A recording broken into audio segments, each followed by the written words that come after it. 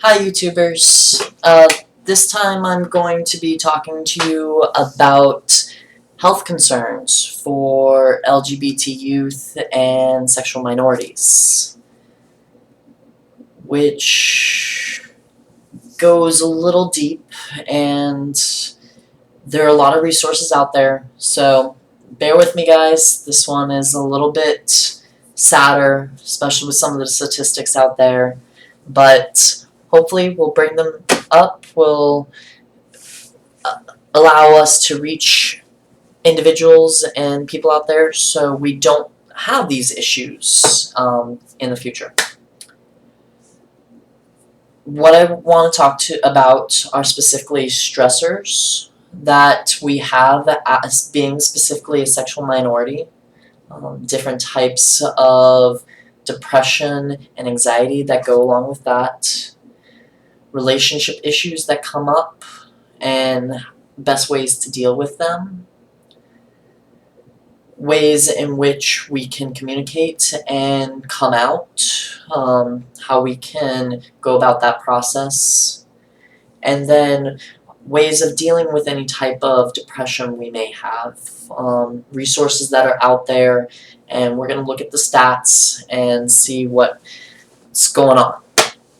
So first things first, and the thing that you've all heard a lot, but I'm going to rehash a little bit. LGBT youth are some of the most bullied out there. I've personally experienced it. Most of my friends who identify in the queer spectrum have experienced it. Some sad statistics out there is 8 out of 10 LGBT youth have been verbally harassed in schools. 4 out of 10 have been physically harassed. 1 in 5 have been assaulted physically. And then 6 out of 10 feel unsafe in schools. So your school environment, not always the most inclusive and home feeling, not always the safest place. But that's changing. There is an upward trend in allowing us to fix these problems. There's systemic issues, issues that go beyond just your school and your life. They're affecting our whole society and how our schools, how our counseling, how it's all set up. So this isn't just an issue that's affecting you. It's an issue that's affecting our world. And first way to fight it is to bring knowledge about it, to look at ways of preventing it and fixing it. So, unfortunately, by statistics, we are targeted more. But that also makes us more resilient. Can't keep us down. We'll keep on fighting, and no matter what, you keep on fighting. What goes on out there doesn't have to affect what comes in here. You have to have pride in who you are. No matter what's going on, you're an amazing person. You are a unique person. There are things about you that make you completely different from the other 6.5 billion people that exist in this world. Literally a special snowflake, every single one of us. And no matter what you think's going on, no matter how harsh it seems, you have the ability to push through it.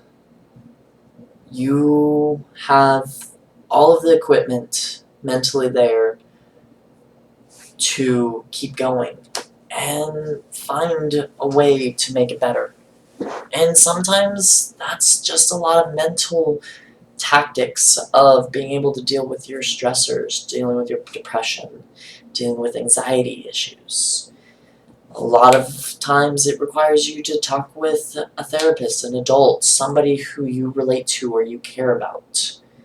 Sometimes medication is needed. Sometimes it's situational and it's just about getting out of the situation and you just have to bide your time.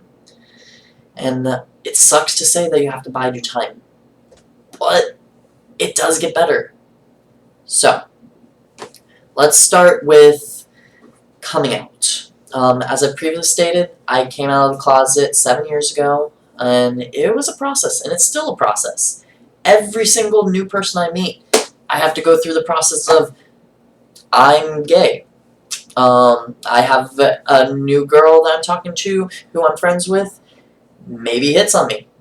I have to let them know, hey, I'm sorry, I'm actually into guys. It's a thing. But it's becoming more accepted. I say that because if we look at states that are passing gay marriage, it's huge. In the last few years, we've had a full turnover where over 50% of states that accept gay marriage.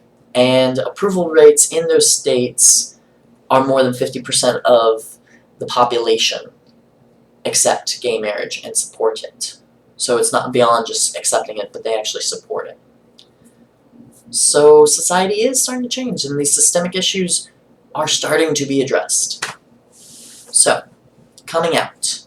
Some tips I have from my personal experience. 1, time your conversation. Sometimes if you're heated and you're in an argument with your parent or your friend, it's not the best time to throw out, well, this is my sexuality.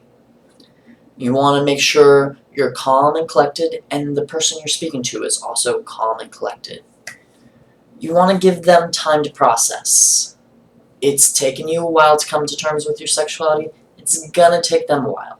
They have to change their perception of how they saw you before. You are who you are. They just have to come to realize that. It's like taking a rock that's actually a geode and breaking it in half and finding out that it's this beautiful crystal formed inside.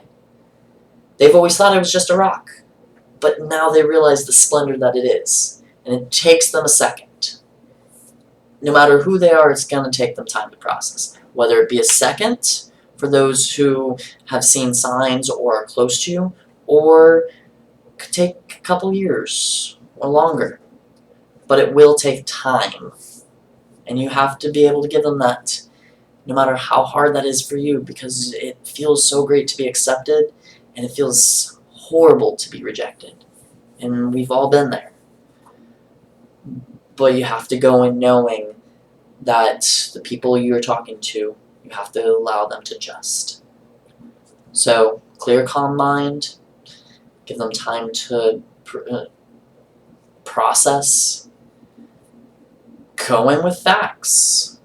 Let them know that it is supported, that it's not something that is going to kill you. You're not going to die of AIDS immediately, and it's not going to affect your health because you are smart enough to make the decisions to be safe.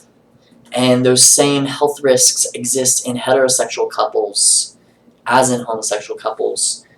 So you're doing all the right things to make sure that you are safe and you are protected. So those are the tips I have for coming out.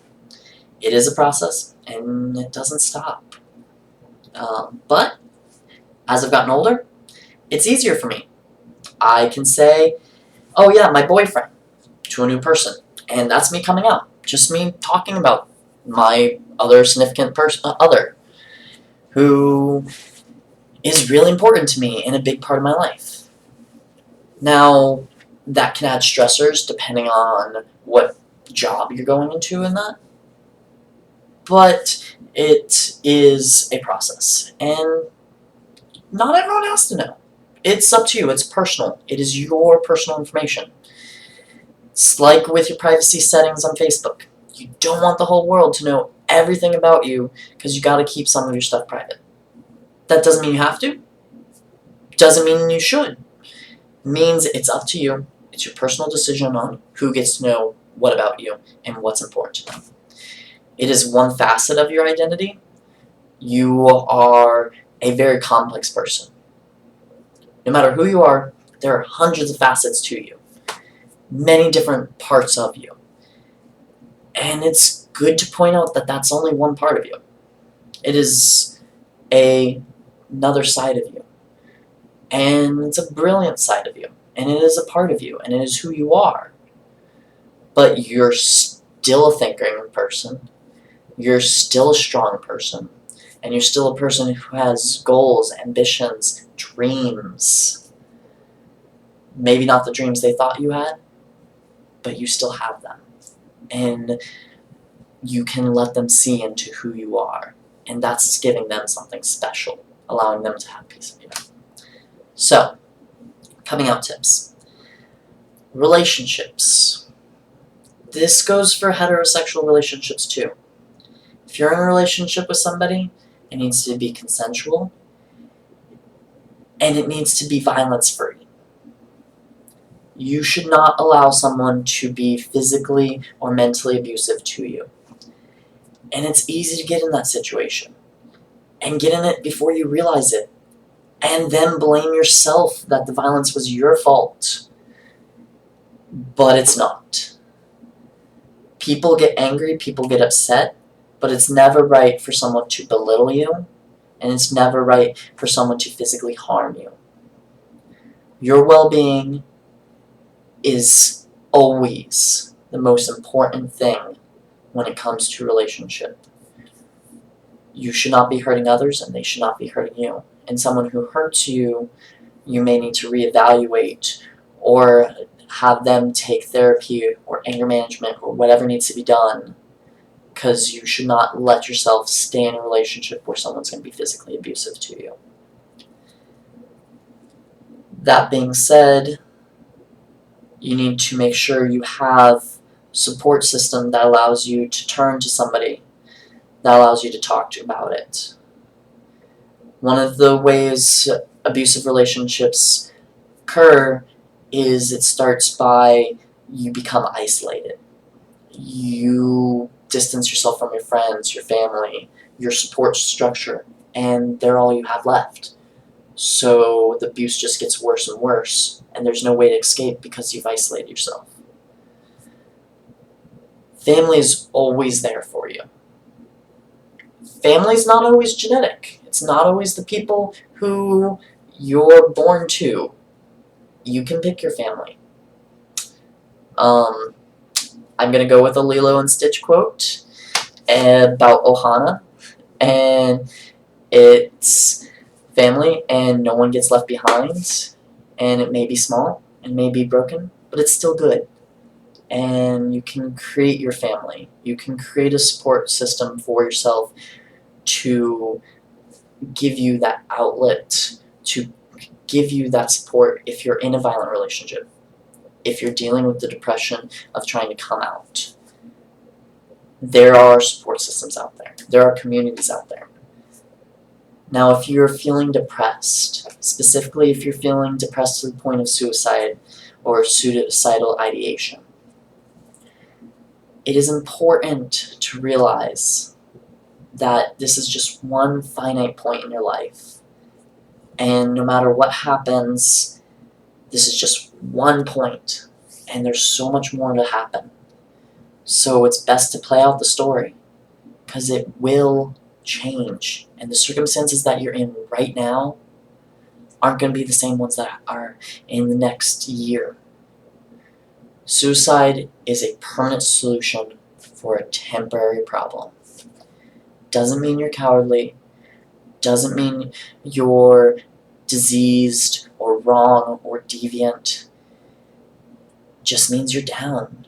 Means that things are bad and you need to seek help. There are tons of support structures. There's a suicide hotline, which number is down in the description. There's the Trevor Project, which also have a hotline, which is down in the description. There is the Beyond Bully Project. There is the It Gets Better Project. There are tons of support structures out there, and there are even more that I don't even know about, and they're all over. So it just takes you getting those connections. And if you ever needed somebody, these are the people who are trained to help you. Therapists, counselors, coaches, parents, yes, parents, they're all here to support you. And that's what I have to say. Thanks for listening. Bye.